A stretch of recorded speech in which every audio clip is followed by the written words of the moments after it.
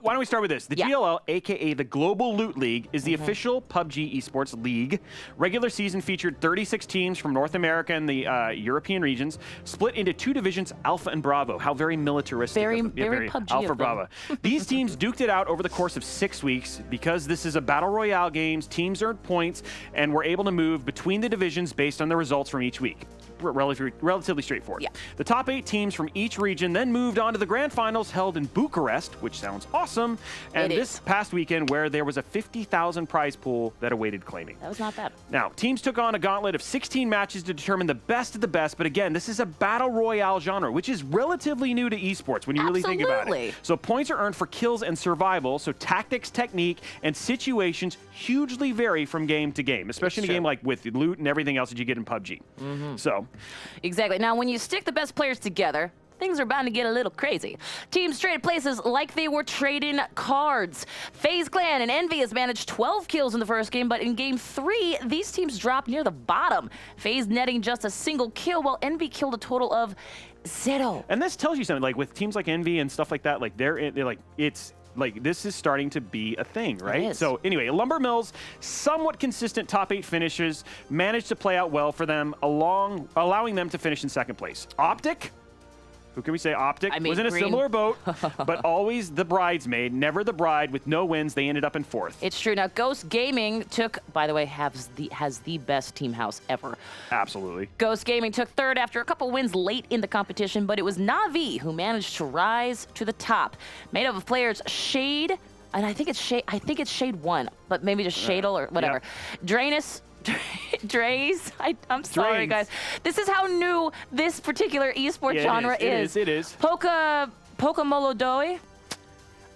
And Uba. And Uba. Now, these guys quietly dominated the competition. Now, while they traded back and forth from the bottom to the top of the results for each round, they did manage to take 4 chicken dinners with nearly 80 kills across 16 games. That's actually pretty dang good. That's not bad at all. Now, this competition brought together some of the best PUBG players in the world. So if you'd like to catch the VOD, be sure to check it out at twitch.tv/GLL. It's true. Now, while Season 1 may be over, Season 2 is just beginning. Think you can take on the competition? Sign up with your squad at play.gll.gg.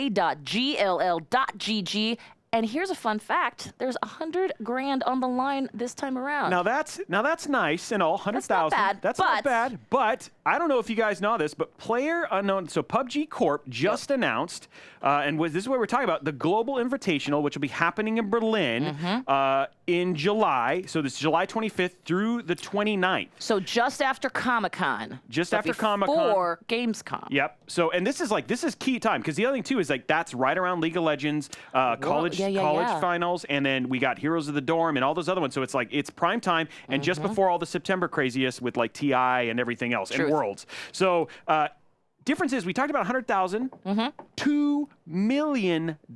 Like you guys can't see it, but there's definitely like goosebumps. There's goosebumps and I have freckles, but those have nothing to do with it. It's just like it is what it is. But so they're basically, and the other thing too is like this is true like worldwide competition. So they have Europe, North America, Asia, Republic of Korea, People's Republic of China, Japan, South America, Latin America, Oceania, and Middle East. They have seeds from all of those different regions, and like you can find out all the details. Yeah, it's going to be insane. Now the other thing too is it like watching a battle royale, like how they're going to set up from a stage, because this is 4 teams. 25 teams of 4 people.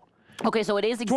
I believe it is like IEM Oakland was earlier this year. Yep. So it's going to be like how they're going to do stage and all that sort of stuff. I don't know, but I'm super interested, and I think this is so like in terms of like we talk about Fortnite, which is like Ninja was kind of their first splash. Sure. Like PUBG is actually they've got GLL, and now they've got like official PUBG Corp, like $2 million thing, and like when you talk about a pot that big, that puts it up there in terms of overall thing. It absolutely does, so, and quite frankly, it puts it up ahead of a number of other esports that are more established and defined. Yeah, so, like WCS, Halo. no kidding. COD was here. 200 grand. Exactly. Yeah, so it's like $2 million. That's TI, League of Legends. We're up there. So well, it wasn't League, wasn't Worlds last year? What, like 4.5 or something? Yeah, so something like that. Yes, this is like, and right now we don't know what the size of the pots are for those particular ones, right? Like we know how like Valve and Riot do those things, so we'll know about those probably August timeframe. Yeah. This is exciting. News. Big news. Big news. Exciting.